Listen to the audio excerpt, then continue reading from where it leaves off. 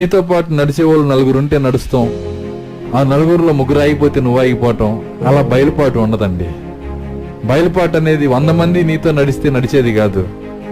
పాత అంటున్నాడు, యేసుక్రీస్తు సిలువని ఒంటరిగా మోసాడంట. ఎలా మోసాడు ఆయన? ఒంటరిగా. ఒక్కళ్ళు కూడా ఆయనతో లేరంట. అందరూ వదిలిపెట్టేశారు. ఛాలెంజ్లు చేసిన ఆయన మరీ ఘోరంగా వదిలేశాడు. ఎవరైనా? పేతురు. ప్రభువా, ఒక్క విషయం నువ్వు గుర్తుపెట్టుకోవాలి, ఈ లోకమంతా నిన్ను వదిలిపెట్టిద్ది అంటున్నావు కదా, నిన్ను వదిలిపెట్టిన మొండోడు ఒకడు ఉన్నాడు ఇక్కడ, అర్థమవుతుంది, అది నువ్వు తెలుసుకోవాలా. యేసుక్రీస్తు నవ్వి, ఈ రాత్రి అన్నాడు. ఎప్పుడో కాదు, ఏందంట, ఈ రాత్రి. ఆయన కూడా ఎగిరిపోయాడు, శిష్యులంతా పారిపోయారు. తన సిలువని, తన బయలుపాటును బట్టి తానే ఒంటరిగా మోయాల్సి వచ్చింది అక్కడ.